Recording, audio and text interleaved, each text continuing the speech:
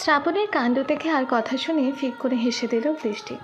বৃষ্টির কাছে এগিয়ে এসে কপালে আর গালে ভালোবাসার পরশ এঁকে দিল শ্রাবণ। তারপর হাত ধরে নিয়ে গিয়ে পাশে বসিয়ে বৃষ্টিকে খাইয়ে দিতে লাগলো নিজের হাতে। বৃষ্টি শুধু অবাক চোখে দেখছে শ্রাবণকে। একটা মানুষ কী করে পারে কাউকে এতটা ভালোবাসতে? আর এতটা ভালোই যখন বাসে, তাহলে হঠাৎ হঠাৎ এমন ভয়ানক রূপে বা ধারণ করে কেন?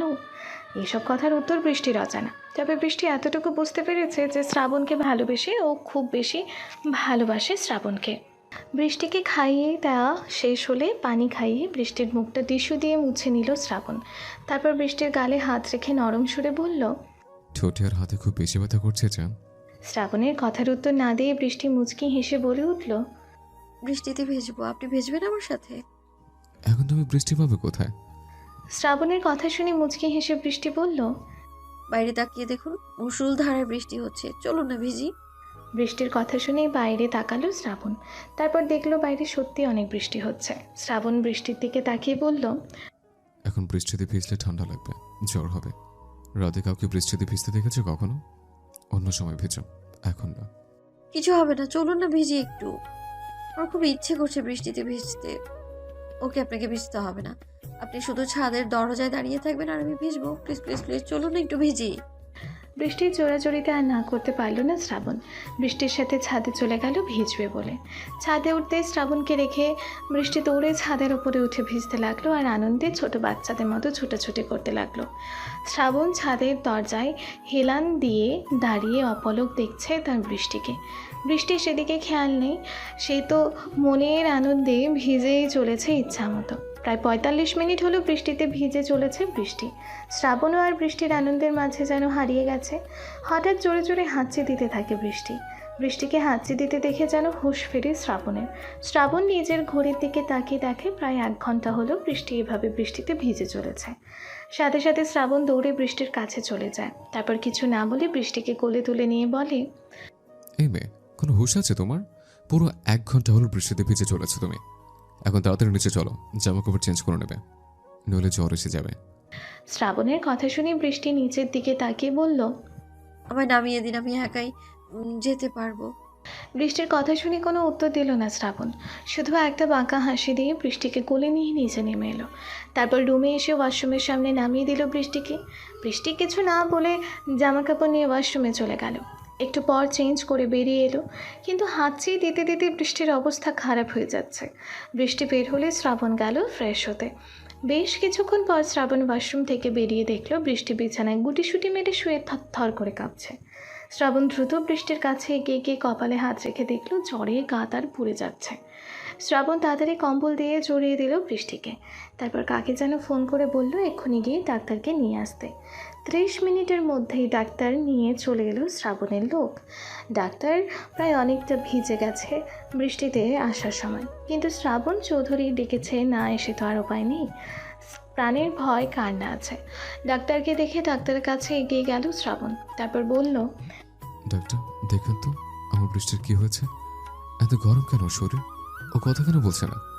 শ্রাবণের কথা শুনে কোনো উত্তর না দিয়ে বৃষ্টির কাছে চলে গেল ডাক্তার।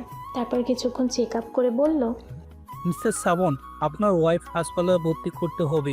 ওনার অবস্থা খুব একটা ভালো না। ১ বছর আগে ওনার মাথার আঘাত পাওয়ার কারণে ওনার সামান্য জ্বর থেকে অনেক কিছু হয়ে যেতে পারে। তাই ওনাকে হাসপাতালে ভর্তি করেন যত দ্রুত তাড়াতাড়ি সম্ভব। ডাক্তারের কথা শুনে শ্রাবণ উত্তেজিত হয়ে বলল, আমি আমার বৃষ্টির কিচ্ছু হতে দেব না। আমি এখনই ওকে হাসপাতালে নিয়ে যাব। কথাগুলো বলে বৃষ্টিকে কোলে তুলে নিল শ্রাবণ। তারপর কয়েক পা এগিয়ে গিয়েই আবারও থেমে গেল। তারপর ডাক্তারের দিকে তাকিয়ে বলল, কিন্তু আপনি কি করে জানলেন যে বৃষ্টি ১ বছর আগে মাথা আঘাত পেয়েছিল? আমি সব জানি মিস্টার শ্রাবণ, কারণ আমি তখন আপনার ওয়াইফের চিকিৎসা করেছিলাম। তবে এখন এটা জানতাম না এই মেয়েটা আপনার ওয়াইফ। ডাক্তারের কথা শুনে আর কিছু বলল না শ্রাবণ। বৃষ্টিকে কোলে নিয়ে সোজা গিয়ে গাড়িতে বসলো। তারপর হাসপাতালের উদ্দেশ্যে রওনা হলো। হাসপাতালে পৌঁছে বৃষ্টিকে নিয়ে একটা কেবিনে শুইয়ে দিল। ডাক্তার এসে বৃষ্টিকে কানলা পরিয়ে স্যালাইন পুশ করে গেল, সাথে 2টা কিসের যেন ইঞ্জেকশন। শ্রাবণ বৃষ্টির হাত ধরে বসে রইল বেডের পাশে আর অসহায়ভাবে বৃষ্টির দিকে তাকিয়ে বলতে লাগলো, সব আমার দোষ। আমার উচিত হয়নি তোমায় এতক্ষণ এইভাবে বৃষ্টিতে ভিজতে দেওয়া। আমি যদি তুমি বৃষ্টিতে ভিজতে না দিতাম, তাহলে এখন তুমি সুস্থ থাকতে। আমার জন্যই তোমার আজ এই অবস্থা। কথাগুলো বলার সময় যেন বুকটা ফেটে যাচ্ছে শ্রাবণের। শ্রাবণ যে তার ভালোবাসার মানুষটাকে এভাবে দেখতে পারছে না। সারা রাত কেটে গেল, এর মাঝে একবারের জন্য জ্ঞান ফেরেনি বৃষ্টির। শ্রাবণ সারা রাত বৃষ্টির হাত ধরে বসেছিল, একটুও ঘুমাতে পারেনি। সকালে শ্রাবণ কী মনে করে নীলের মায়ের কাছে ফোন করে বলল বৃষ্টির অসুস্থতার কথা। শ্রাবণের মুখে বৃষ্টির কথা শুনতেই নীলকে নিয়ে ছুটে চলে এলো নীলের মা। যতই হোক, এই একটি বছর বৃষ্টিকে নিজের মেয়ের মতো ভালোবেসেছে সে। নীলের মা আসলে তাকে বৃষ্টির পাশে বসিয়ে রেখে শ্রাবণ ওয়াশরুমে গেল একটু ফ্রেশ হতে। শ্রাবণ চলে গেলে নীল আর নীলের মা বৃষ্টির পাশে বসে রইল। নীল মুখে কিছু না বলে ওর মুখ দেখেই বোঝা যাচ্ছে ও নিজের নীলার জন্য কতটা কষ্ট পাচ্ছে। এদিকে নীলের মাও কান্না শুরু করে দিল বৃষ্টির এমন অবস্থা দেখে। হঠাৎ বৃষ্টি নড়ে চড়ে ওঠায় ধ্যান ভাঙল নীলের মায়ের। নীলের মা বৃষ্টির মাথায় হাত বুলিয়ে আস্তে আস্তে বলল, নীলা মামুনি, এখন কেমন লাগছে মা তোর? চোখ খোল, দেখ আমি তোর মামুনি এসেছি তোর কাছে। কি হয়েছিল মা তোর? এমন অসুস্থ হলে কি করে হঠাৎ? নীলের মায়ের কথা শুনে ধীরে ধীরে চোখ মেলে তাকালো বৃষ্টি।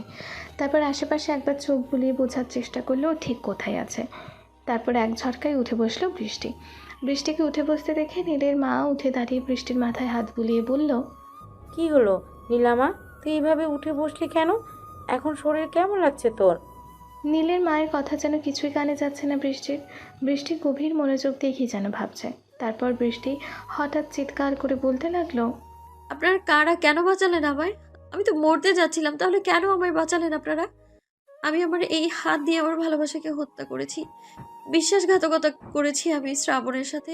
আমার বেঁচে থাকার কোনো অধিকার নেই। কেন বাঁচালেন আপনারা আমায়? আমি মরতে চাই, মরতে চাই আমি। কথাগুলো চিৎকার করে বলে কাঁদছে বৃষ্টি। ওয়াশরুম থেকে ফ্রেশ হয়ে বেরিয়ে বৃষ্টির কথা শুনে থমকে গেল শ্রাবণ। বৃষ্টির কথা শুনে বৃষ্টিকে শান্ত করার অনেক চেষ্টা করছে নীল আর নীলের মা, কিন্তু বৃষ্টি এমন বিহেভ করছে যেন ও নীল আর নীলের মাকে চেনেই না, আর পাগলের মতো মরে যাওয়ার কথা বলে যাচ্ছে বৃষ্টি। হঠাৎ শ্রাবণের দিকে চোখ পড়ে বৃষ্টির। শ্রাবণকে দেখা মাত্রই হাসি ফুটে ওঠে বৃষ্টির মুখে। তারপর বৃষ্টি এক টানে হাতের ক্যানোলাটা খুলে ফেলে দ্রুত চলে যায় শ্রাবণের কাছে। তারপর শ্রাবণের শরীরে হাত বোলাতে বোলাতে পাগলের মতো বলে, আপনি ঠিক আছেন শ্রাবণ? আপনার কিছু হয়নি? আল্লাহর কাছে হাজার শুক্রিয়া, তিনি বাঁচিয়ে দিয়েছেন আপনাকে। আপনি সুস্থ আছেন শ্রাবণ। খুব বেশি ব্যথা লেগেছিল আপনার, তাই না?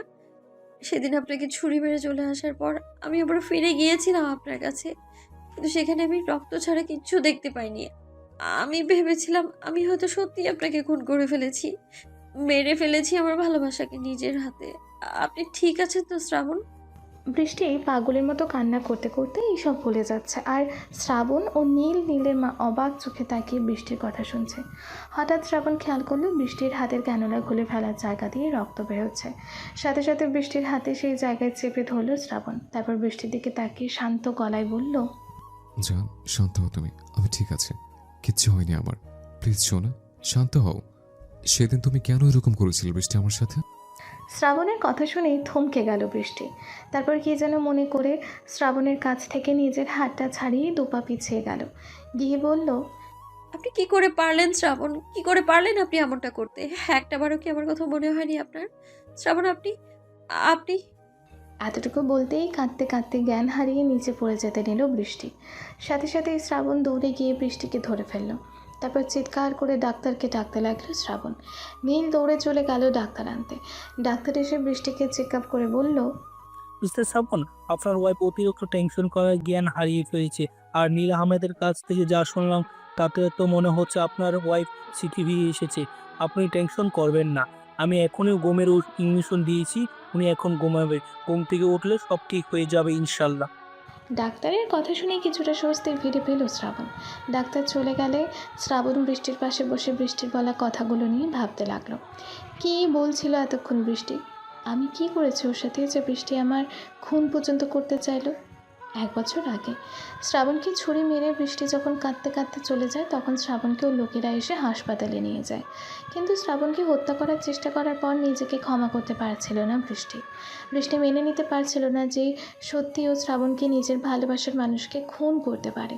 তাই বৃষ্টি আবারও ছুটে আসে শ্রাবণের কাছে, কিন্তু সেখানে আর শ্রাবণকে পায় নাও, শুধু দেখে মেঝেতে অনেক রক্ত পড়ে আছে। রক্ত দেখে বৃষ্টি ভেবে নেয় হয়তো শ্রাবণ মারা গেছে আর ওর লাশটা কেউ নিয়ে গেছে। এটা ভেবে বৃষ্টি পাগলের মতো ছুটে যায় আত্মহত্যা করতে। দৌড়াতে দৌড়াতে নীলের গাড়ির সামনে গিয়ে পড়ে বৃষ্টি। বাকিটা তো সবাই জানেনি। বর্তমানে নীল আর নীলের মাকে বৃষ্টির কাছে রেখে নিজের বাসায় চলে যায় শ্রাবণ। বাসায় পৌঁছে দ্রুত চলে যায় বাসার দরজার কাছে লাগানো সিসিটিভি ফুটেজ চেক করতে। 1 বছর আগের সেই দিনে সিসিটিভি ফুটেজ বের করে শ্রাবণ। সিসিটিভি ফুটেজে দেখতে পায় শ্রাবণ বাসা থেকে বেরিয়ে যাওয়ার একটু পরেই একটা লোকের সাথে শ্রাবণের বাসায় আসে বর্ষা। লোকটার মুখ ঠিক চেনা যাচ্ছে না, ঠিক কে সে। বর্ষা বাসায় ঢুকেই সোজা চলে যায় শ্রাবণ আর বৃষ্টির রুমে। তারপর 15 থেকে 20 মিনিট পরেই আবারও বাসা থেকে দৌড়ে বেরিয়ে যেতে দেখা যায় বর্ষাকে। তবে বর্ষা যখন যাচ্ছিল তখন বর্ষার চোখ থেকে অঝরে পানি গড়িয়ে পড়ছিল। শ্রাবণ অনেক ট্রাই করেও বর্ষার সাথে আসা সেই লোকটার মুখটা দেখতে পারে না। বর্ষা চলে যাওয়ার একটু পরেই একটা ছুরি হাতে রাগী লুক নিয়ে বাসা থেকে বেরিয়ে যায় বৃষ্টি। সিসিটিভি ফুটেজটা দেখে ল্যাপটপটা একটা আছাড় দিয়ে ভেঙে ফেলে শ্রাবণ। তারপর মনে মনে বলে, কেন আগে আমার মনে পড়েনি সিসিটিভি ফুটেজের কথা? বর্ষা আমার কি করে গেল বা বলে গেল আমার বৃষ্টিকে? যে বৃষ্টি আমি হত্যা করতে ছুটে গেল আর বর্ষার সাথে ওই লোকটা এবার গিয়েছিল। সব জানতে হবে আমায়, সবকিছু জানতে হবে। এমন হাজারো কথা ভাবতে ভাবতে মাথা পুরো হ্যাং হয়ে যাচ্ছে শ্রাবণের। রাগে নিজের চুলগুলো নিজেরই টেনে ছিঁড়তে ইচ্ছা করছে ওর। বিকেলে বৃষ্টির ঘুম ভাঙলে বৃষ্টি রিলিজ করে বাসায় নিয়ে আসে শ্রাবণ আর নীলদের নিজের বাসায় ফিরে যেতে বলে। ঘুম ভাঙার পর থেকে বৃষ্টি একদম চুপচাপ হয়ে গেছে, একটা কথাও বলছে না কারো সাথে, এমনকি নীল বা নীলের মায়ের সাথেও না। তবে সবাইকে চিনতেও পারছে ও। বাসায় নিয়ে এসে বৃষ্টির হাতে এক সেট কাপড় চোপড় দিয়ে বৃষ্টিকে ফ্রেশ হয়ে আসতে বলে শ্রাবণ। কিন্তু বৃষ্টি শ্রাবণের কথা না শুনে ব্যালকনিতে চলে যায়। বৃষ্টির এমন আচরণে কিছুটা রাগ হলেও রাগটাকে কন্ট্রোল করে বৃষ্টির জন্য খাবার নিয়ে আসে শ্রাবণ। তারপর ব্যালকনিতে গিয়ে খাবার মেখে বৃষ্টির মুখের সামনে ধরে শ্রাবণ বলে, হ্যাঁ করো বৃষ্টি, খাবারটা খেয়ে নাও। গতকাল থেকে কিছুই খাওনি তুমি। শ্রাবণের কথা শুনে মুখ ঘুরিয়ে নেয় বৃষ্টি। বৃষ্টিকে মুখ ঘোরাতে দেখে শ্রাবণ আবারও বলে, ভালোভাবে বলছি বৃষ্টি, সিন ক্রিয়েট না করে খাবারটা খেয়ে নাও, নইলে এর ফল কিন্তু ভালো হবে না তোমার জন্য। শ্রাবণের কথা শুনে শ্রাবণের হাত থেকে খাবারের প্লেটটা ধাক্কা দিয়ে ফেলে দেয় বৃষ্টি। তারপর উঠে চলে যেতে নেয় শ্রাবণের সামনে থেকে। তখনই শ্রাবণ উঠে দাঁড়িয়ে বৃষ্টির চুলের মুঠি ধরে নিজের দিকে ঘুরিয়ে বলে, সমস্যা কি তোর? কেন করছিস তুই আমার সাথে এমন? আমাকে খুন করতে চেয়েও শান্তি হয়নি তোর? আর কত কষ্ট দিতে চাস তুই আমায়? বল, কি করেছি আমি? কোন অপরাধে আমার সাথে এমন করেছিস তুই? উত্তর দে আমায়। শ্রাবণের কথা শুনে ঝাড়ি দিয়ে শ্রাবণের হাত থেকে নিজেকে ছাড়িয়ে নিল বৃষ্টি। তারপর রাগী গলায় বলে উঠল, কত শাস্তি দিতে চান আপনি আমায়? আর কত সহ্য করতে হবে আমায় আপনার এই মিথ্যে ভালোবাসার নামে অত্যাচারগুলো? অনেক হয়েছে, আর মানতে পারছি না আমি। আপনার জন্য, শুধুমাত্র আপনার জন্য আমি হারিয়েছি সবটা। আপনি আমার জীবনের একটা অভিশাপ ছাড়া আর কিছুই নয়। আমার থেকে আমার সব কিছু কেড়ে নিয়েছেন আপনি। আমার ভাবতেও ঘৃণা হয় যে আমি আপনার মতো একটা জঘন্য লোকে কখনো ভালোবেসেছিলাম। এক নিঃশ্বাসে এতটুকু বলে থামল বৃষ্টি। বৃষ্টির কথা শুনে রাগ যেন মাথায় উঠে গেল শ্রাবণের। শ্রাবণ বৃষ্টির হাত ধরে বৃষ্টিকে দেয়ালের সাথে চেপে ধরে বলল, কি করেছি আমি যে তুই আমাকে এসব শোনাচ্ছিস? বল আমায়, কি করেছি আমি? বৃষ্টি শ্রাবণকে নিজের শরীরের সম্পূর্ণ শক্তি দিয়ে ধাক্কা দিয়ে দূরে সরিয়ে দিয়ে বলল, আর কি বাকি আছে করার মতো? আমার কাছ থেকে তোমার সবটা কেড়ে নিয়েছেন আপনি। আর কি বাকি আছে? আপনি আমার কাছে আসলেও ঘৃণায় আমার শরীরের মাঝে ঘিন ঘিন করে। আপনি আমার ভাই ভাবির খুন করেছেন। আপনি আমার মা বাবার মতো ভাই ভাবিকে আমি নিজের চোখে দেখেছি সেই মর্মান্তিক দৃশ্য। কথাগুলো বলতে বলতে ফ্লোরে বসে পড়ল বৃষ্টি। দু চোখ থেকে পানি পড়ছে অঝরে। বৃষ্টির কথা শুনে দুপা পিছিয়ে গিয়ে কাঁপা কাঁপা গলায় শ্রাবণ বলল, তুমি এসব কি কি বলছো বৃষ্টি? আমি আমি খুন করেছি তোমার ভাই ভাবিকে? হ্যাঁ, আপনি খুন করেছেন আমার ভাই ভাবিকে। শুধু তাই নয়, নির্মমভাবে খুন করেছেন তাদের আপনি। আমি নিজের চোখে দেখেছি। তুমি এসব দেখলে কি করে বৃষ্টি? তোমার তো... এতটুকু বলতেই বৃষ্টি উঠে দাঁড়িয়ে শ্রাবণকে থামিয়ে দিয়ে বলল, দেখতে চান কি করে জানলাম? আসুন আমার সাথে, আসুন আপনি। আর কি বাকি আছে? আপনি আমার কাছে আসলেও ঘৃণায় আমার শরীরের মাঝে ঘিন ঘিন করে। আপনি আমার ভাই ভাবির খুন করেছেন। আপনি আমার মা বাবার মতো ভাই ভাবিকে। আমি নিজের চোখে দেখেছি সেই মর্মান্তিক দৃশ্য। কথাগুলো বলতে বলতে ফ্লোরে বসে পড়ল বৃষ্টি। দু চোখ থেকে পানি পড়ছে অঝরে। বৃষ্টির কথা শুনে দুপা পিছিয়ে গিয়ে কাঁপা কাঁপা গলায় শ্রাবণ বলল, তুমি এসব কি কি বলছো বৃষ্টি? আমি আমি খুন করেছি তোমার ভাই ভাবিকে? হ্যাঁ, আপনি খুন করেছেন আমার ভাই ভাবিকে। শুধু তাই নয়, নির্মমভাবে খুন করেছেন তাদের আপনি। আমি নিজের চোখে দেখেছি। তুমি এসব দেখলে কি করে বৃষ্টি?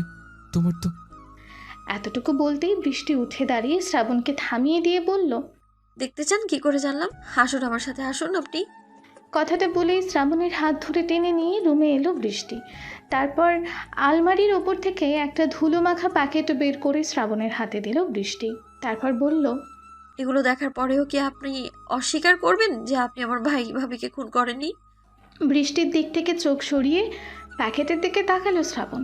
তারপর প্যাকেটের ভেতর থেকে অনেকগুলো ছবি বের করলো, যে ছবিগুলোতে স্পষ্ট দেখা যাচ্ছে যে শ্রাবণ একটা ছুরি হাতে বৃষ্টির ভাই রাসেলের হাতে রগ আর গলা কাটছে। আর কিছু ছবিতে দেওয়া আছে শ্রাবণ বৃষ্টির ভাবি স্নেহাকে ছুরি দিয়ে হাতের রগ কেটে তারপর বড় একটা পাথর দিয়ে স্নেহার মুখে আঘাত করছে, যার ফলে স্নেহার মুখটা থেতলে গেছে।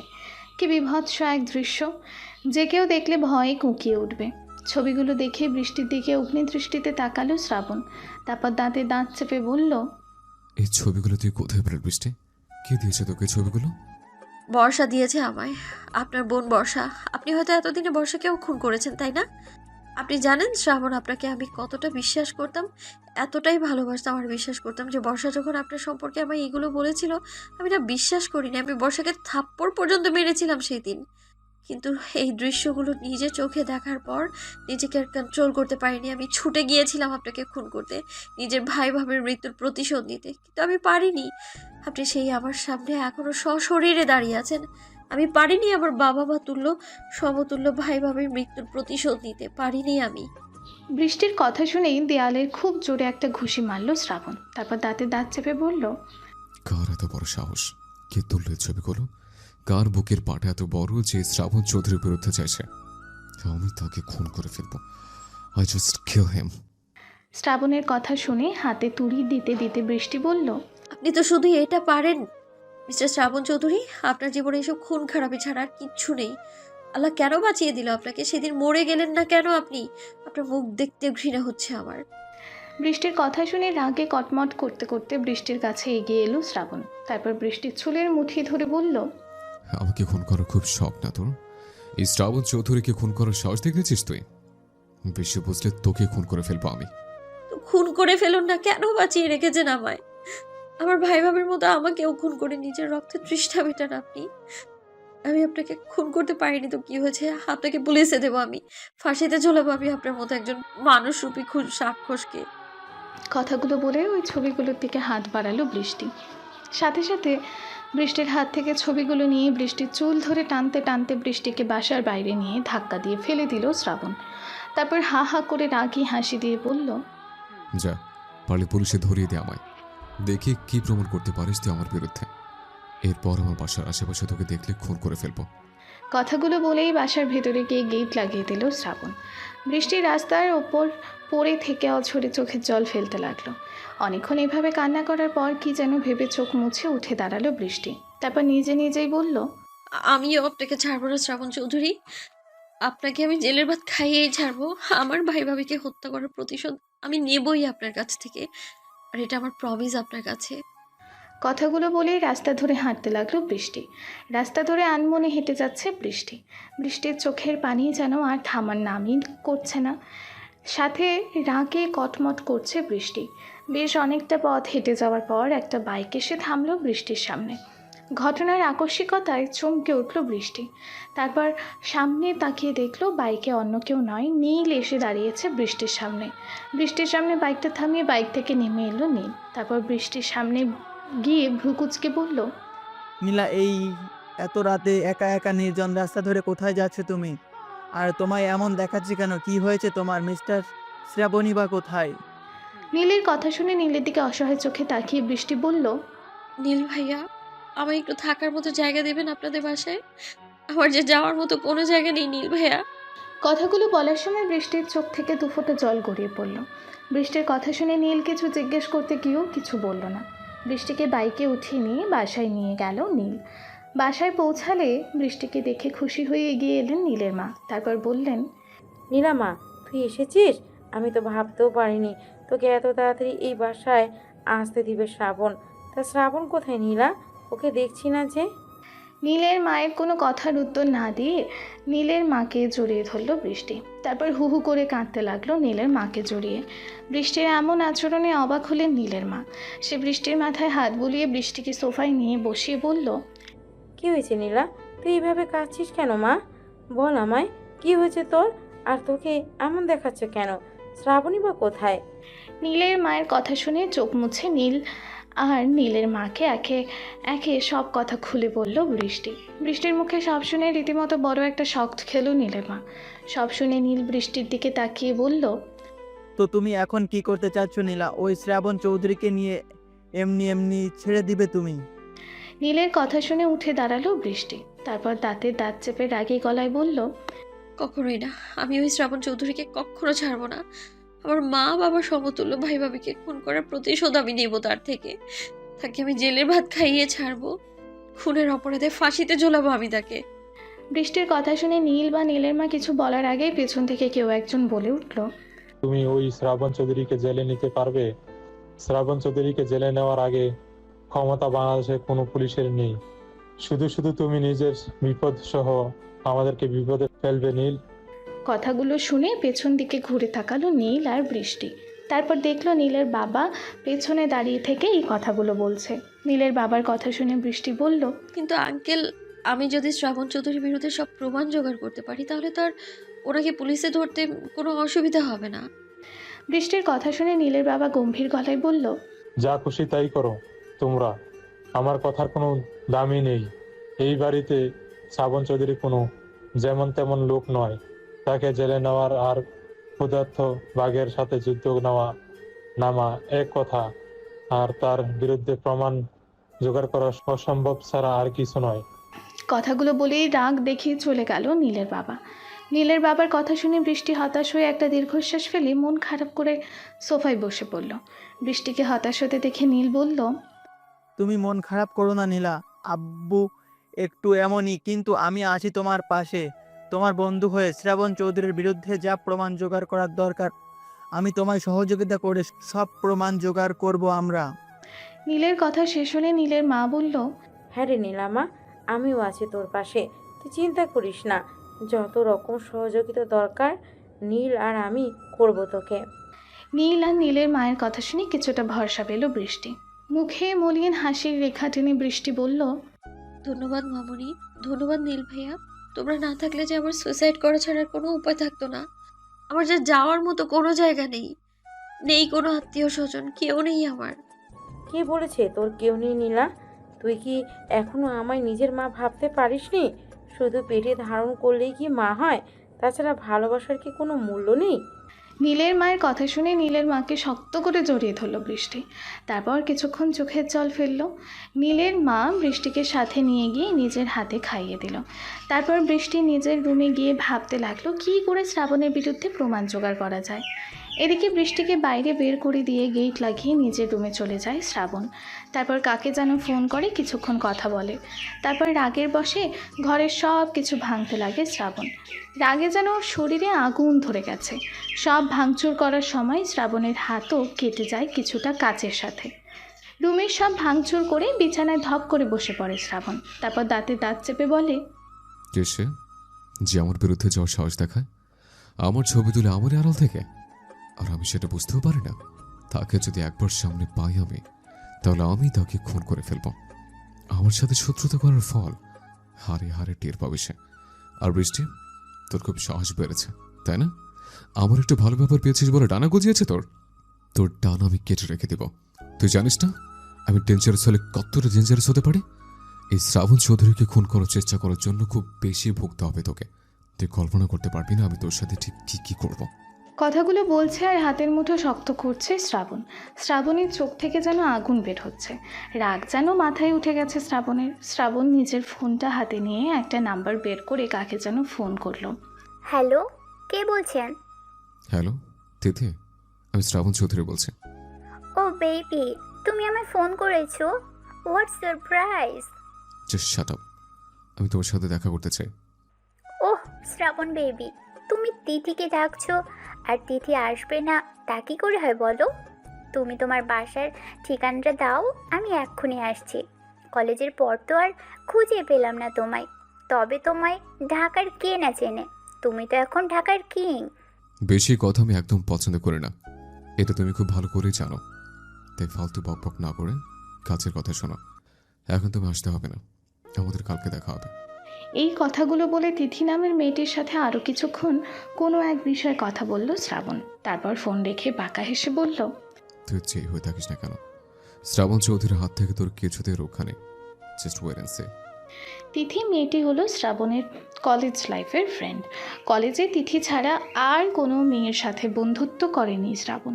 কলেজের সব মেয়েরা শ্রাবণের জন্য পাগল থাকলেও শ্রাবণের মেয়েদের প্রতি কোনো ইন্টারেস্ট ছিল না। শুধু তিথিই ছিল শ্রাবণের একমাত্র মেয়ে বন্ধু। তিথি মেয়েটি বেশ স্মার্ট আর সুন্দরীও বটে। তিথি কলেজ জীবনে শ্রাবণকে অনেক লাভ করতো, কিন্তু শ্রাবণ তিথিকে জাস্ট ফ্রেন্ড ছাড়া কিছুই ভাবতো না।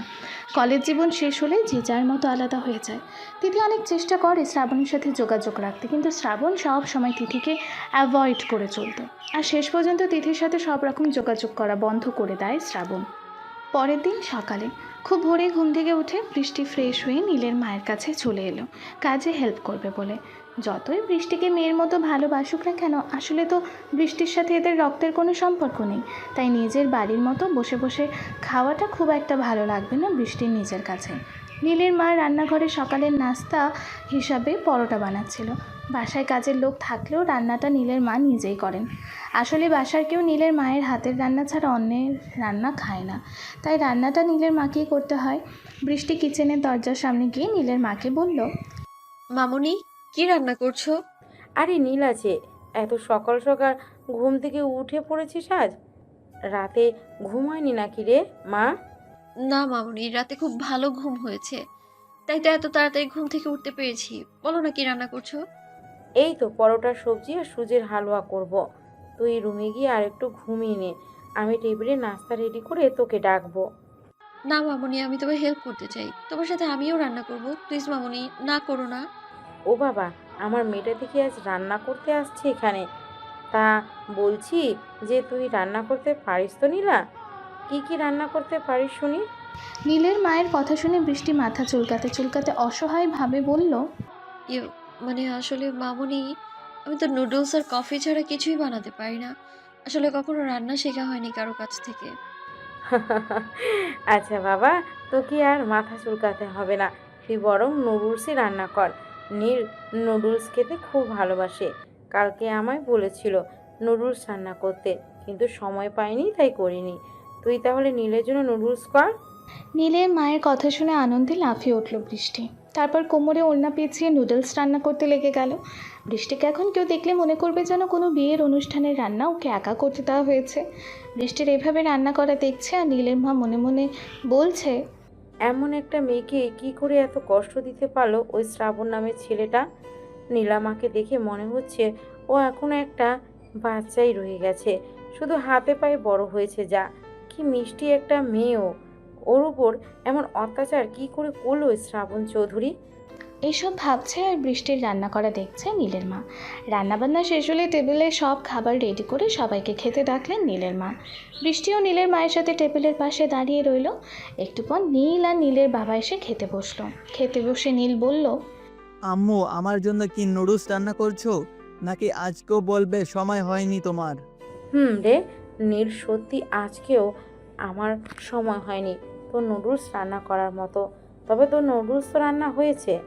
এই বলছো আমায় পাইনি, আবার বলছো রান্না হয়েছে। বলি নুডলস কি একা একাই হেঁটে রান্না হয়ে গেল নাকি আম্মু? আরে বোকা ছেলে, নুডলসের কি হাত পা আছে যে একা একাই রান্না হবে? আসলে তো নুডলসটা আজকে আমি রান্না করিনি, অন্য কেউ করেছে। কি বলছো আম্মু? তুমি ভালো করেই জানো আমি তোমার হাতের রান্না ছাড়া কারো হাতে রান্না খাই না। তবুও তুমি কাজের লোকদের দিয়ে আমার নুডলস রান্না করালে। তোকে কে বললো নীল যে কাজের লোক তোর নুডলস রেঁধেছে? তোর জন্য আজকে নীলা মামনি নুডলস রান্না করেছে নিজের হাতে।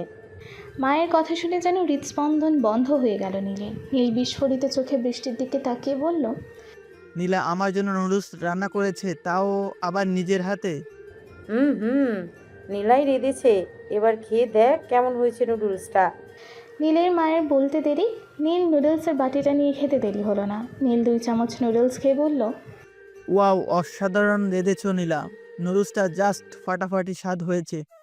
এখন থেকে আমার জন্য তুমি নুডলস রান্না করবে কেমন? নীলের কথা শুনে বৃষ্টি মুচকি হেসে আনন্দিত কণ্ঠে বলল, সত্যি আপনার নুডলসটা ভালো লেগেছে নীল ভাইয়া, নাকি আমার সান্ত্বনা দিচ্ছেন? সান্ত্বনা কেন দিব নীলা, সত্যি তোমার নুডলস রান্নাটা অসাধারণ মজা হয়েছে।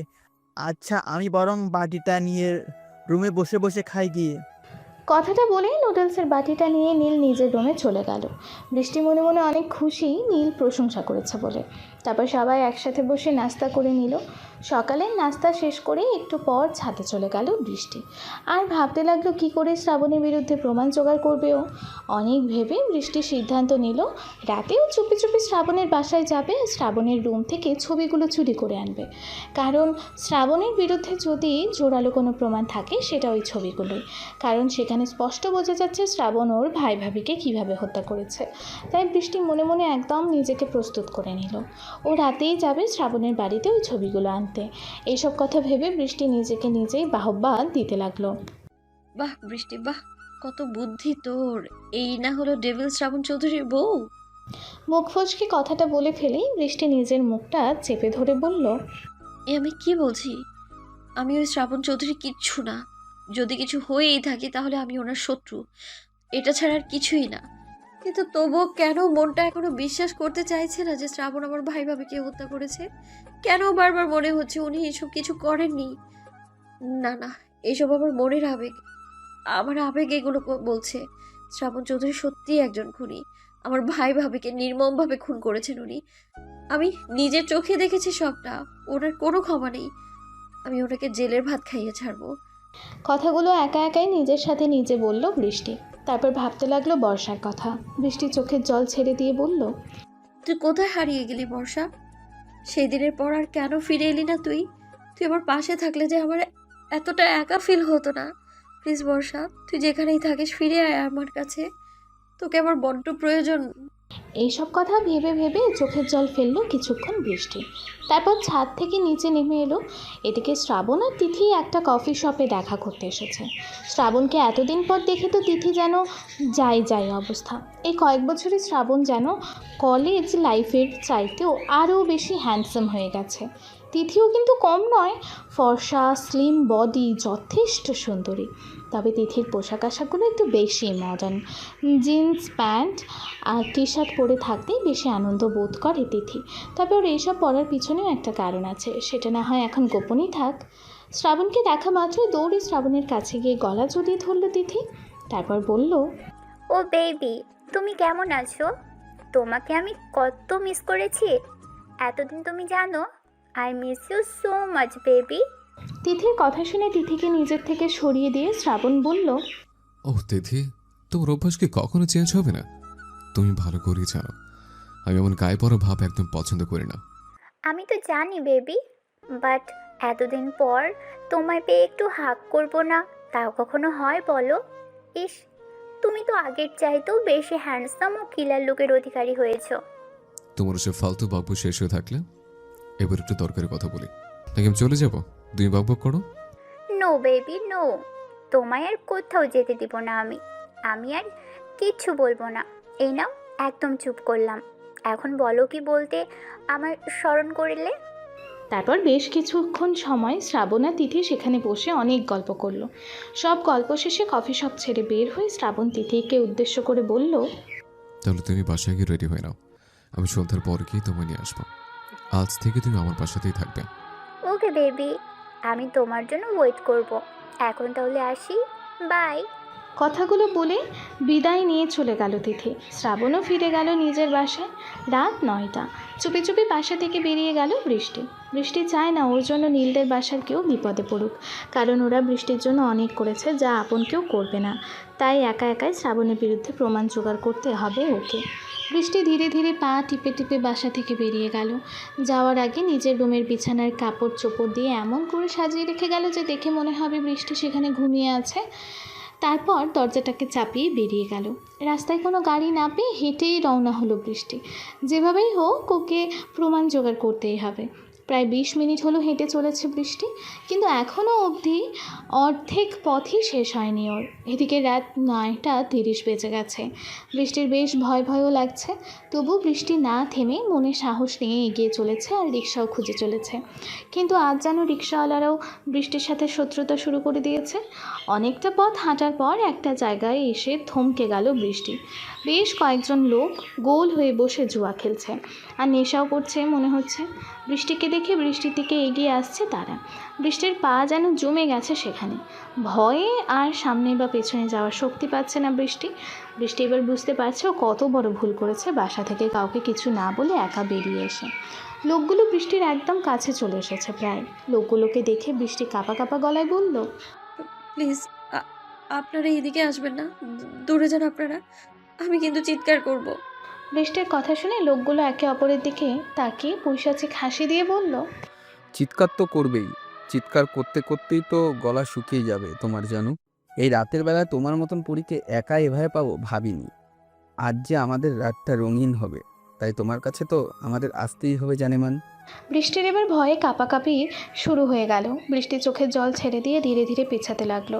আর তখনই বৃষ্টির সামনে এসে থামলো একটা বড় কালো রঙের প্রাইভেট গাড়ি। আর সেই গাড়ির জানালার কাঁচ নামিয়ে বাইরের দিকে তাকালো শ্রাবণ। শ্রাবণকে দেখতে পেয়ে মুখে হাসি ফুটে উঠল বৃষ্টির। বৃষ্টি মনে মনে ভাবলো শ্রাবণ ওকে বাঁচাতে এসেছে।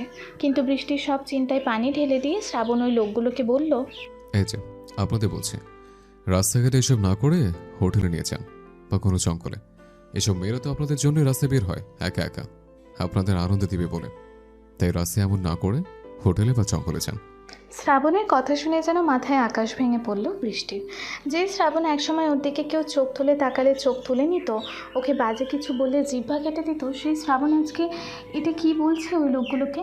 মানুষ এতটা বদলে যায় কী করে? কথাগুলো মনে মনে ভেবে অবাকের ওপর অবাক হচ্ছে বৃষ্টি। এদিকে শ্রাবণের কথা শুনে ওই লোকগুলো তো দারুণ খুশি, কারণ তারা শ্রাবণকে প্রথম দিকেই খুব ভয় পেয়েছিল। তারা শ্রাবণকে একবার দেখেই চিনতে পেরেছিল। লোকগুলো জানে শ্রাবণ চাইলে ওদের সেখানে খুন করে দিতে পারে, কিন্তু শ্রাবণ যখন ওদের হয়ে কথা বলল তখন ওদের খুশি যেন আর ধরে না। শ্রাবণ কথাটা বলেই একটা রহস্যময় হাসি দিয়ে গাড়ির কাঁচটা তুলে দিল। গাড়ির কাঁচ তোলার আগে বৃষ্টি দেখল গাড়িতে শ্রাবণের পাশে একটি মেয়ে বসে আছে, বেশ সুন্দরী ও মডার্ন। শ্রাবণ যখন গাড়ির গ্লাস তুলে দিচ্ছিল তখন মেয়েটি শ্রাবণকে বলল, ও শ্রাবণ বেবি, তুমি কি ওই বেহেনজিকে চেনো নাকি?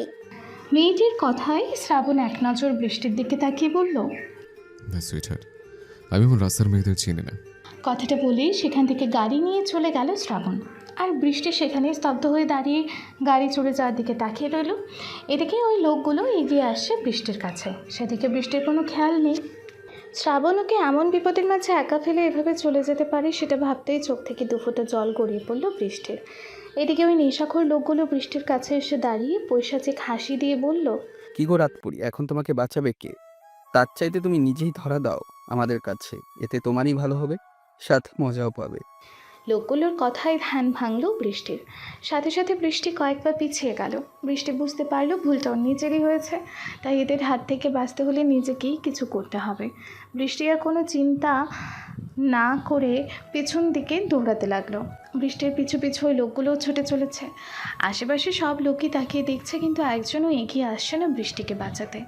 অথচ কাল সকালে যখন নিউজ বের হবে একটা থুটুনি মেয়েকে গণধর্ষণ, এরপর হত্যা, তখন এই মানুষগুলোই আফসোসের শেষ থাকবে না।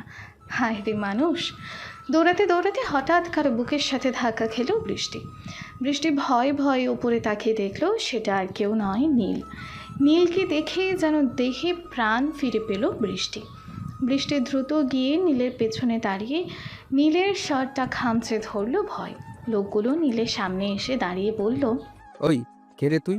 আশেপাশে এত লোক দাঁড়িয়ে আছে, কেউ এলো না, আর তুই কি না এখানে হিরো সাজতে এসেছিস? লোকগুলোর কথা শুনে নীল মুচকি হেসে বলল, না ভাই, আমি তো আর ফিল্মের হিরোর মতো ফাইট করতে পারবো না আপনাদের সাথে, তাই হিরো হওয়ার কোনো ইচ্ছে নেই আমার। আমি শুধু আপনাদের সাথে একটু কথা বলতে চাই। আমি আপনাদের কথা দিচ্ছি, আমি সরে যাব, শুধু আমার সাথে 1 মিনিট কথা বলতে দেন প্লিজ। তারপর আপনারা যা বলবেন আমি তাই করব। একটা মেয়ের জন্য মরে যাওয়ার কোনো শখ নেই আমার। নীলের কথা শুনে বৃষ্টি অবাক চোখে তাকিয়ে আছে নীলের দিকে। কি বলবে বুঝতে পারছে না ও, তাই চুপচাপ দাঁড়িয়ে দেখছে কি হয়। নীলের কথায় রাজি হয়ে ওই লোকগুলো ওর কথা শুনতে চাইল। নীল বৃষ্টিকে দাঁড় করিয়ে রেখে লোকগুলোকে নিয়ে একটু দূরে এসে কি যেন কথা বলল কিছুক্ষণ। তারপর বৃষ্টির কাছে ফিরে এসে নীল বলল, চলো নীলা, বাসায় চলো, আর কোনো ভয় নেই, ওরা চলে গেছে। নীলের কথা শুনে লোকগুলোর দিকে তাকিয়ে বৃষ্টি দেখলো সত্যিই চলে যাচ্ছে লোকগুলো। বৃষ্টি আর কিছু না বলে বাসায় চলে এলো নীলের সাথে। বাসায় পৌঁছে বৃষ্টি নীলকে ডেকে বলল, আচ্ছা নীল ভাইয়া, আপনি এমন কি বললেন ওই লোকগুলোকে যে তারা সবাই পালিয়ে গেল? বৃষ্টির কথা শুনে বৃষ্টির দিকে ঘুরে মুচকি হেসে নীল বলল, আমাকে দেখে কি তোমার পাগল মনে হয় নীলা? আমার একার কোনো ক্ষমতা ছিল না ওদের কিছু বলে ভয় দেখিয়ে ভাগিয়ে দেওয়ার। আমি তো ওদের কিছুই দিয়েছি বলে ওরা চলে গেছে। কিছু দিয়েছেন মানে? কি দিয়েছেন আপনি ওদের? বেশি কিছু না নীলা, 10,000 টাকা দিয়ে বলেছি তোমায় মুক্তি দিতে, আর ওই টাকা দিয়ে অন্য জায়গায় গিয়ে নেশা করতে। ওরা তো নেশাখোর, তাই 10,000 টাকা ওদের কাছে অনেক। নীলের কথা শুনে প্রথমে অবাক হলেও খুব রাগ হলো বৃষ্টির। বৃষ্টি নীলকে আর কিছু বলতে না দিয়ে নিজের রুমে গিয়ে ঠাস করে দরজাটা লাগিয়ে দিল। বৃষ্টির এমন কাণ্ডে ঠোঁট উল্টে মাথা চুলকাতে চুলকাতে চলে গেল নীল। আর বৃষ্টির রুমে গিয়ে একা একাই বলতে লাগলো, কি ভাবলাম আর কি হলো? ইস, উনি 10,000 টাকার বদলে বাঁচিয়ে আনেছে আমায়। কেন রে, তুই কি ছেলে মানুষ না যে ওদের দেখে ভয় পেলি? আবার শ্রাবণ হলে ওদের ফিল্মে হিরোদের মতো ঢিসুম ঢিসুম করে মেরে বাঁচিয়ে আনতো আমায়। শালা ভিতর ডিম একটা, আবার বাহাদুরি করে বলছে আমি তোমায় 10,000 টাকার বিনিময়ে বাঁচিয়েছি। কচু করেছো তুমি, হ্যাঁ? কথাগুলো বলেই নিজের মুখটা চেপে ধরল বৃষ্টি। তারপর আবারও বলল, আমি কেন বারবার ওই শয়তান শ্রাবণের নাম নিচ্ছি? ও হিরো নয়, ও একটা ভিলেন। তা না হলে কি করে পারলো আমায় এমন একটা বিপদের মাঝে রেখে ওভাবে চলে যেতে? ওনার চাইতে নীল ভাইয়া 1000 গুণ ভালো। আমারই ভুল হয়েছে ভাবতে। কথাগুলো ভেবেই মন খারাপ করে শুয়ে পড়ল বৃষ্টি। তারপর শুয়ে শুয়ে চিন্তা করতে লাগলো ও আর রাতে ওই শ্রাবণের বাসায় যাবে না, গেলে দিনের বেলাতেই যাবে আর ছবিগুলো চুরি করে আনবে। আর সেই দিনটা কালকের দিনই। সকালে ঘুম থেকে উঠতে অনেক দেরি হয়ে গেল বৃষ্টির, কারণ রাতে ঠিক করে ঘুমাতেও পারেনি। ভোরের দিকেই চোখটা লেগে এলে ঘুমিয়ে পড়ে বৃষ্টি, যার ফলস্বরূপ এখন ঘুম থেকে উঠলে বেলা 9:30 বেজে গেছে। বৃষ্টি ঘুম থেকে উঠে ঘড়ি দেখে তাড়াতাড়ি ওয়াশরুমে গিয়ে ফ্রেশ হয়ে নিল। তারপর রুম থেকে বেরিয়ে দেখলো নীল সোফায় বসে টিভিতে নিউজ দেখছে মনোযোগ দিয়ে।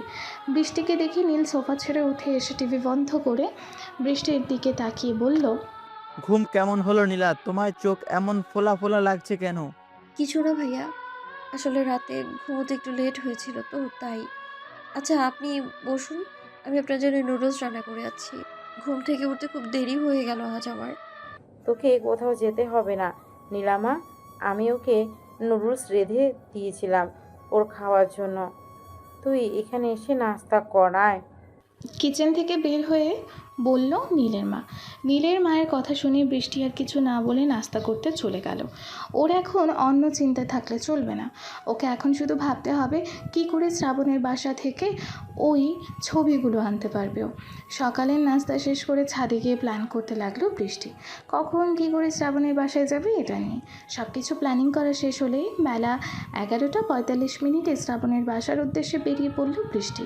আর নীলের মাকে বলল ও এক বান্ধবীর বাসায় যাবে, আসতে দেরি হতে পারে। রিকশায় করে শ্রাবণের বাসার সামনে এসে নামলো বৃষ্টি। তারপর ওড়না দিয়ে নিজেকে ভালোভাবে ঢেকে নিয়ে গেটের ভেতর প্রবেশ করলো। গেটে দারোয়ান বসে বসে ঘুমে ঝিমুচ্ছিল বলে ভেতরে ঢুকতে বেশি বেগ পেতে হলো না বৃষ্টির। বৃষ্টি চুপি চুপি বাড়ির দরজার সামনে গিয়ে ভেতরে উকি দিল। উকি দিয়ে দেখলো কালকে সে গাড়িতে শ্রাবণের পাশে বসা মেয়েটার সাথে শ্রাবণ খুব হেসে হেসে কথা বলছে। আর মেয়েটা কথা বলতে বলতে বারবার শ্রাবণের হাতের ওপর হাত রাখছে। মেয়েটির এমন আচরণ দেখে যেন গায়ে জ্বালা করছে বৃষ্টির। বৃষ্টি মনে মনে বলল, ওই আলট্রা মডার্ন শাকচুনি পেতনিটাকে ইচ্ছে করে কানের নিচে কষিয়ে দিই কয়েকটা। বেদ্যপ মাইয়া, কথা বলার ছলে বারবার কিভাবে ওরা গায়ে হাত দিচ্ছে দেখো, যেন উনি ওর কোন জন্মের জামাই লাগে। কথাগুলো বলেই রাগে নিজের নাকটা ঘষে নিল বৃষ্টি। তারপর আবারও নিজেই নিজেকে বলল, বৃষ্টি, তুই এসব কি বলছিস বলতো? তুই কেন ওই মেয়েকে দেখে এমন রেগে যাচ্ছিস? ও যা খুশি করুক শ্রাবণের সাথে, তাতে তোর কি? তুই কি ওনাকে ভালোবাসিস? না না, ইম্পসিবল, একেবারে ইম্পসিবল। আমি ঘৃণা করি ওনাকে। তাই ওই মেয়েটা ওনার হাত ধরুক বা গলায় ঝুলে পড়ুক, তাতে আমার কিচ্ছু যায় আসে না। আমি বরং এখন চিন্তা করি কি করে ওনার রুমে ঢুকতে পারবো। কথাগুলো ভেবে বৃষ্টি আশেপাশে খোঁজা শুরু করলো বাসায় ঢোকার আর কোনো রাস্তা আছে কি না। কিন্তু না, এই রাস্তা ছাড়া আর কোনো রাস্তা বৃষ্টির চোখে পড়লো না। তাই বৃষ্টি ভাবলো ও ওইখানে বসেই অপেক্ষা করবে ভেতরে যাওয়ার জন্য সুযোগের। যে ভাবা সেই কাজ। বৃষ্টি ফুল গাছের আড়ালে বসে রইল শ্রাবণরা সরে যাওয়ার অপেক্ষায়। একটু পর বৃষ্টি দেখলো শ্রাবণের সাথে ওই মেয়েটা কোথায় যেন যাচ্ছে। সাথে শ্রাবণও এগিয়ে দিতে যাচ্ছে গেটের বাইরে। বাসার ভেতরে ঢোকার এটাই সঠিক সময়। বৃষ্টি আশেপাশে চোখ বুলিয়ে আর দেরি না করে বাসার ভিতরে ঢুকে পড়ল। তারপর পা টিপে টিপে সোজা চলে গেল শ্রাবণের রুমে। কিন্তু রুমে পৌঁছালেও কিছু খুঁজবে কি তার আগেই ভয়ে যেন বৃষ্টির গলা শুকিয়ে কাঠ হয়ে যাচ্ছে। বৃষ্টির এখন মনে হচ্ছে ও যেন ইচ্ছা করে ক্ষুধার্ত বাঘের গুহায় ঢুকে পড়েছে মরার জন্য। ভয়ে বৃষ্টি ছবিগুলো খোঁজার কথাই ভুলে গেছে। এমন সময় বৃষ্টি দেখে যে শ্রাবণ ফোনে কথা বলতে বলতে রুমের দিকেই আসছে। এটা দেখে বৃষ্টির এবার হার্ট অ্যাটাক করার মতো অবস্থা। বৃষ্টি এখন কী করবে ভেবে না পেয়ে দৌড়ে ব্যালকনিতে গিয়ে লুকায়। বৃষ্টির ব্যালকনিতে গেলে শ্রাবণ রুমের ভেতরে এসে দরজা লাগিয়ে ফোনের ওই পাশের লোককে বলে, আচ্ছা, আমি এখন ফোন রাখছি। তুমি আরও লোক লাগিয়ে দিয়ে যত তাড়াতাড়ি সম্ভব কাজটা করো। বাই। কথাগুলো বলেই ফোনটা কেটে দিয়ে বিছানার ওপর ফোনটা রেখে দিল শ্রাবণ। এদিকে ভয়ে বৃষ্টি শেষ। গলা শুকিয়ে যেন মরুভূমি হয়ে গেছে বৃষ্টির। এখন পানি না খেলে হয়তো মরেই যাবে ও। বৃষ্টি আশেপাশে পানি খুঁজতে শুরু করলো। আর তখনই ওর চোখ পড়লো ব্যালকনিতে ছোট্ট একটা টি টেবিলের ওপর রাখা একটা বোতলের দিকে। বৃষ্টি বোতলের জিনিসটাকে ভয়ে ও পিপাসায় পানি ভেবে ঢক ঢক করে পুরোটা সাবার করে দিল। এদিকে শ্রাবণ নিজের গায়ের টি শার্টটা খুলেই গোসলের জন্য রেডি হচ্ছে। যখনই শ্রাবণ ওয়াশরুমে ঢোকার জন্য পা বাড়ালো তখনই ব্যালকনি থেকে কিছু পড়ে ভেঙে যাওয়ার শব্দ পেল শ্রাবণ। শব্দ পেয়ে শ্রাবণ আর ওয়াশরুম না গিয়ে ভ্রু কুচকে ব্যালকনির দিকে এগিয়ে গেল। ব্যালকনিতে গিয়ে শ্রাবণ যা দেখলো তাতে শ্রাবণের চোখ প্রায় বেরিয়ে আসার উপক্রম হলো। শ্রাবণ দেখলো বৃষ্টি ওর ব্যালকনিতে রেখে যাওয়া মদের বোতলের সবটুকু মদ খেয়ে ফেলেছে। এখন আর মদ বের হচ্ছে না বলে রাগের বশে বোতলটা আছাড় মেরে ভেঙে কোমরে হাত দিয়ে রাগে লুকে দাঁড়িয়ে আছে। বৃষ্টিকে এই অবস্থায় দেখে শ্রাবণ অবাক চোখে তাকিয়ে ভ্রু কুচকে বলল, বৃষ্টি, তুমি এখানে কি করছো? এখানে কখন এলে তুমি? আর কি করেছো এসব? তুমি কি এটা খেয়েছো নাকি? শ্রাবণের কথা শুনেই চোখ ছোট ছোট করে মাথাটা একদিকে হেলিয়ে শ্রাবণের দিকে তাকালো বৃষ্টি। তারপর শ্রাবণের কাছে এগিয়ে আসার জন্য পা তুলতেই শ্রাবণ বৃষ্টিকে থামিয়ে দিয়ে বলল, এই দাঁড়াও দাঁড়াও, ওখানেই দাঁড়াও, আমি তোমাকে নিয়ে আসছি। ওখান থেকে এক পায়ে গিয়ে আসলে পায়ে কাছের টুকরো ঢুকে যাবে। শ্রাবণের কথা শুনে বৃষ্টি কিছু না বলে মুখটা ছোট বাচ্চাদের মতো করে ঠোঁট উল্টে দাঁড়িয়ে রইল। বৃষ্টিকে দেখতে এখন একদম নাদুস নদুস বাচ্চার মতো লাগছে। শ্রাবণ কাঁচের টুকরোগুলোকে পাশ কাটিয়ে বৃষ্টির কাছে গিয়ে বৃষ্টির দিকে পা থেকে মাথা পর্যন্ত একবার চোখ বুলিয়ে নিয়ে কিছু না বলে বৃষ্টিকে কোলে তুলে নিল। তারপর আবারও কাঁচের টুকরোগুলোকে পাশ কাটিয়ে বৃষ্টিকে নিয়ে রুমের দিকে হাঁটা দিল। আর তখনই বৃষ্টি শ্রাবণের উন্মুক্ত ফর্সা বাহুতে সজোরে কামড় বসিয়ে দিল। আচমকা এমন কামড় খাওয়াই বৃষ্টিকে কোল থেকে নামিয়ে দিল শ্রাবণ। তারপর ধমক দিয়ে বলল, এই মেয়ে, এই রাক্ষস হয়েছো নাকি? হ্যাঁ, এইভাবে আমায় কামড় দিলে আরেকটা হলে তো রক্তই বের হয়ে যেত। শ্রাবণের কথা শুনে বৃষ্টি কিছু না বলে আশেপাশে কি যেন খোঁজাখুঁজি করতে লাগলো। শ্রাবণ বৃষ্টির হাত ধরে নিচের দিকে ঘুরিয়ে আবারও ধমক দিয়ে বলল, এই মেয়ে, আমি কিছু বলছি শুনতে পাও না তুমি? আর এদিক ওদিক কি করছো তুমি? শ্রাবণের কথা শুনে বৃষ্টি ঠোঁট উল্টে বলল, মশলা ছাড়া খেতে মজা লাগলো না, তাই মশলা খুঁজছি। মুরগিটাকে রোস্ট করে খাবো বলে। ইয়াম্মি হবে গুলুমুলু মুরগিটা। কথাটা বলেই বৃষ্টির জিহ্বা বের করে এমন ভাব করলো যেন খুব টেস্টি কিছু খাওয়ার প্ল্যান করছে। বৃষ্টির এমন কাণ্ড দেখে আর কথা শুনে শ্রাবণ রাগিয়ে গলায় জিজ্ঞেস করলো, এইখানে তুমি মুরগি কই পেলে বৃষ্টি যে রোস্ট করে খাবে? আর বাচ্চাদের মতো এমন কেন করছো মুখটা? এই তো আমার সামনে দাঁড়িয়ে আছে আমার সেই গুলুমুলু সাদা মুরগিটা, তাকে আমি মশলা দিয়ে ভালো করে কষিয়ে রোস্ট করে খাবো। কথাগুলো শ্রাবণের বুকের দিকে ইশারা করে বলল বৃষ্টি। বৃষ্টির এমন কথা শুনে শ্রাবণ বড় বড় চোখ করে বলল, হোয়াট ননসেন্স! আমাকে তোমার সাদা মুরগি মনে হচ্ছে? মজা করার জিনিস পেলে না, মারবো কুশি এক ছড়। শ্রাবণের কথা শুনে হা হা করে হেসে দিল বৃষ্টি। তারপর বলল, আমার মুরগিটা দেখে আবার রাগ করে কথাও বলে। আসো মুরগি আসো, তোমায় অনেক আদর করে চিবিয়ে চিবিয়ে খাবো। ইয়াম্মি লাগবে। কথাগুলো বলতে বলতে শ্রাবণের কাছে এগিয়ে গেল বৃষ্টি। তারপর শ্রাবণ কিছু বুঝে ওঠার আগে শ্রাবণের বুকে আর একটা কামড় বসিয়ে দিল। এবারের কামড়টা আরও জোরে ছিল, যার ফলে শ্রাবণ একটু শব্দ করে উঠল।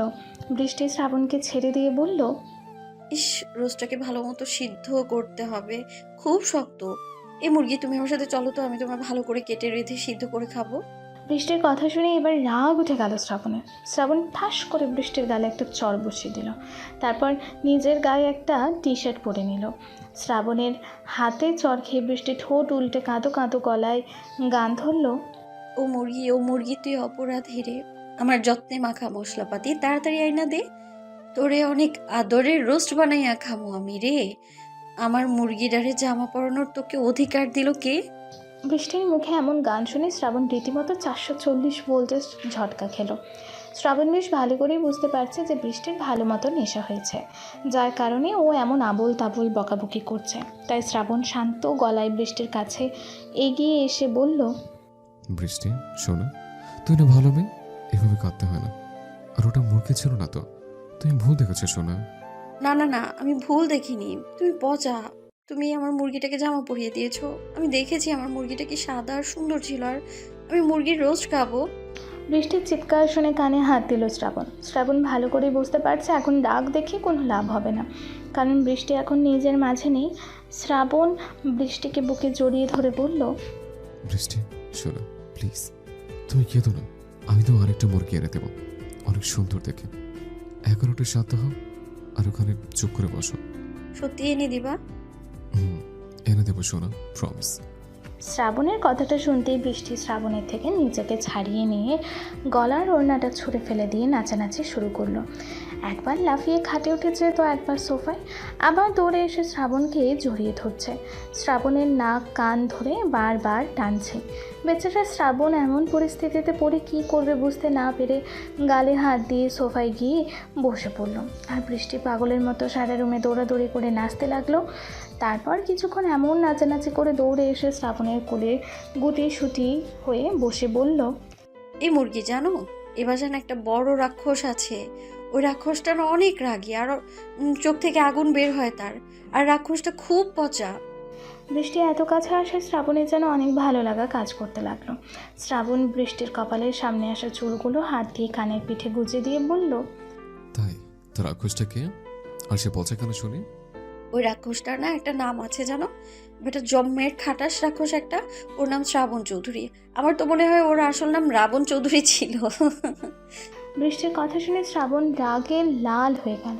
তারপর রাগিয়ে চোখে বৃষ্টির দিকে তাকিয়ে বলল, এই মেয়ে, তোমার সাহস তো কম না, তুমি শ্রাবণ চৌধুরী কোলে বসে থেকে শ্রাবণ চৌধুরীর নামে বদনাম করছো। শ্রাবণের রাগের চেহারা দেখে বৃষ্টি শ্রাবণের দিকে কিছুক্ষণ তাকিয়ে থেকে শ্রাবণের নাকে একটা কামড় বসিয়ে দিল। ব্যথায় শ্রাবণ আহা করে শব্দ করে বৃষ্টিকে ঠেলে সরিয়ে দিয়ে উঠে দাঁড়িয়ে বলল, তুমি কি সত্যি রাক্ষস নাকি বৃষ্টি, যে যেখানে সেখানে কামড় দিচ্ছ? উফ, এটা কোন ধরনের অসভ্যতা? হ্যাঁ, শ্রাবণের কথার উত্তর না দিয়ে বৃষ্টি নাকে কান্না করে শ্রাবণের নাক দেখিয়ে বলল, আমি ওই লাল টমেটোটা খাবো। এই মুরগি তুই আমার টমেটো ফিরিয়ে দে, আমার খিদে লাগছে তো। বৃষ্টির কথা শুনে শ্রাবণ বলল, তুমি এখানে চুপ করে বসো, আমি তোমার জন্য খাবার নিয়ে আসছি, নইলে তুমি আরো আমায় কত কি খেতে চাইবে তার কোনো ঠিকই নেই। কথাটা বলেই কিচেনে চলে গেল শ্রাবণ। তারপর বৃষ্টির জন্য সুন্দর করে খাবার সাজিয়ে নিয়ে উপরে আসলো।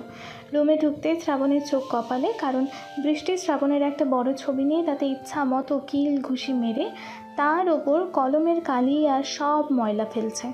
শ্রাবণ খাবারের প্লেটটা পাশের টেবিলে রেখে দৌড়ে গিয়ে বৃষ্টির হাত ধরে বলল, কি হচ্ছে কি বৃষ্টি, তুমি কি করছো এসব? ছবিটা এভাবে নষ্ট করছো কেন? শ্রাবণের কথা শুনে বৃষ্টি ঠোঁট উল্টে বলল, এই ছবির রাক্ষসটা আগে আমায় অনেক ভালোবাসতো, আদর করতো, কিন্তু এখন আর আমায় ভালোবাসে না। আমি ওকে বললাম আমায় একটু ভালোবাসতে, কিন্তু না, কথা বললো না। তাই ওকে আমি এগুলো করে শাস্তি দিচ্ছি।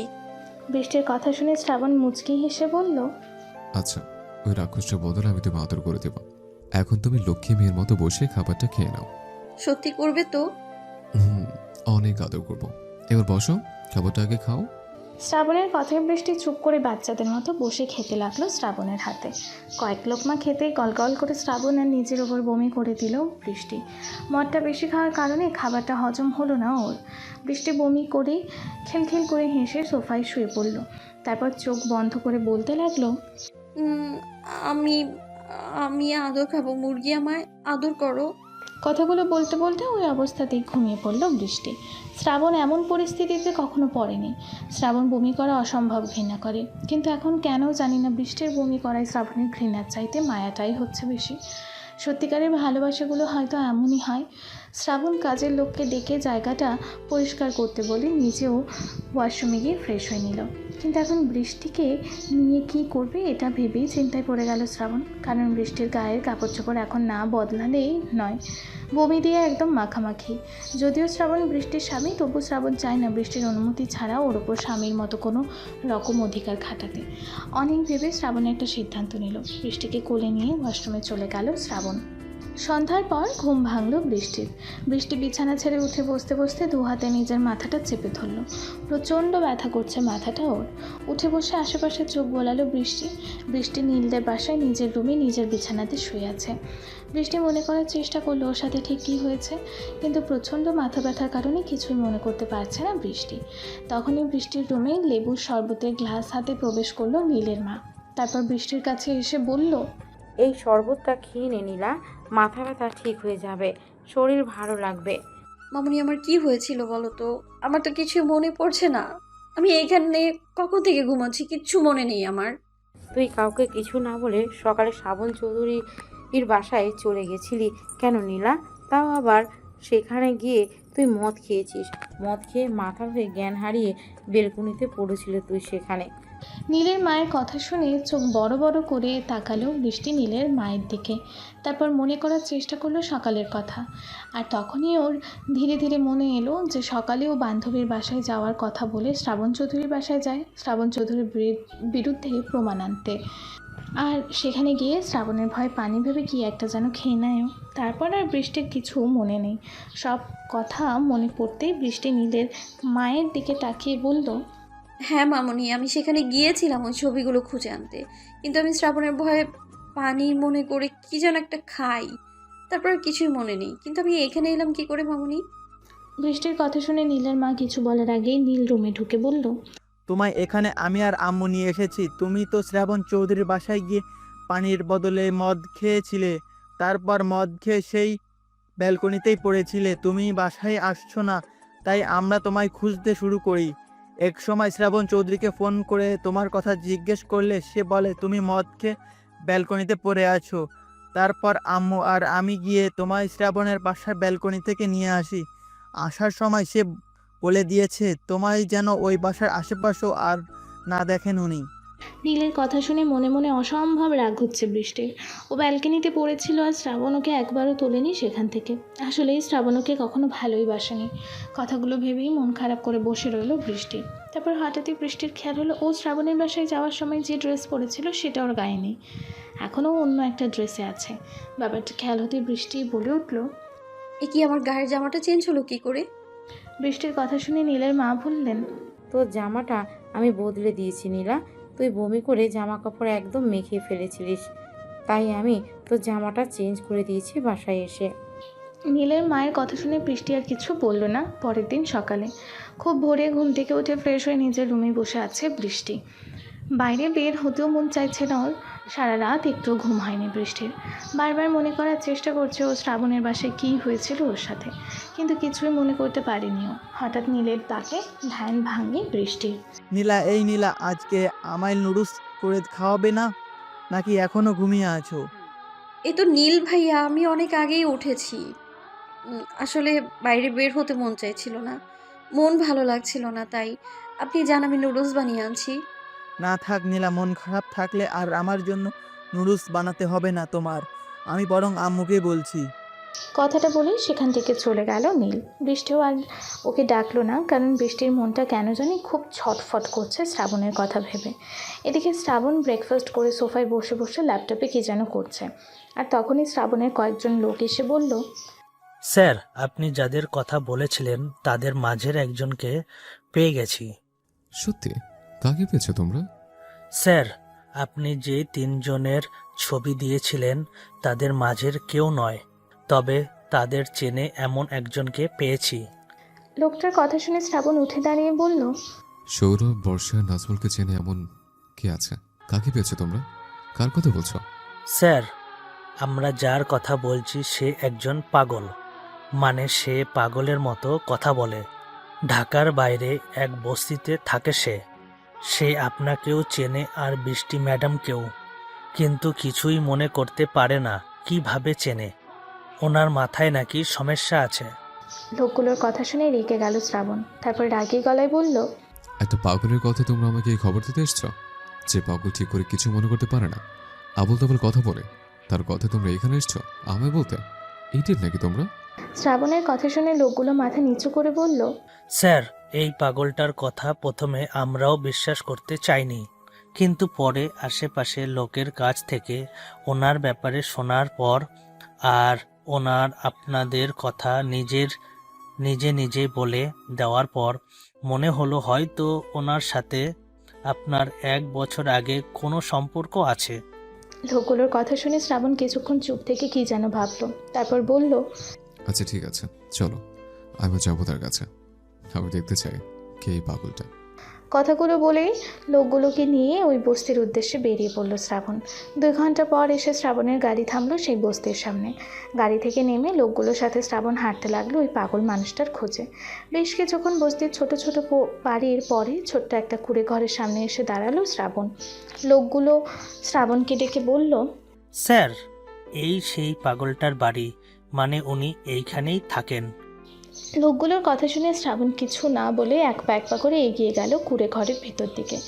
দরজার সামনে গিয়ে শ্রাবণ কি মনে করে গলা ছাড়িয়ে দিয়ে বলল, ভেতরে কেউ আছেন? আমি কি ভেতর আসতে পারি? ভেতর থেকে আওয়াজ আসার আগেই শ্রাবণ একজন লোক বলে উঠল, স্যার, অনুমতি নেওয়ার কি আছে, আপনি ভিতরে যান না। আর এই পাগলটা হয়তো এখন ঘুমিয়ে আছে। লোকটার মুখে পাগলি নাম শুনে শ্রাবণ ভ্রুকুচকে বলল, পাগলি মানে? তোমরা তো বলছিলে পাগলের কথা। স্যার, পাগল আর পাগলি যাই বলি না কেন, আসলে তো সে একজন মেন্টাল রোগী, তাই পাগল বলছিলাম। তবে উনি একজন মহিলা। লোকটার কথা শুনে শ্রাবণ কিছু বলবে তার আগেই ঘরের ভেতর থেকে কারো গলার শব্দ ভেসে এলো, যে বারবার বলছে, পানি, কেউ একটু পানি দাও কেউ। কণ্ঠটা শোনার সাথে সাথে অন্তরাত্মা কেঁপে উঠল শ্রাবণের। শ্রাবণ দ্রুত বেগে ঘরের ভেতর ঢুকে গেল।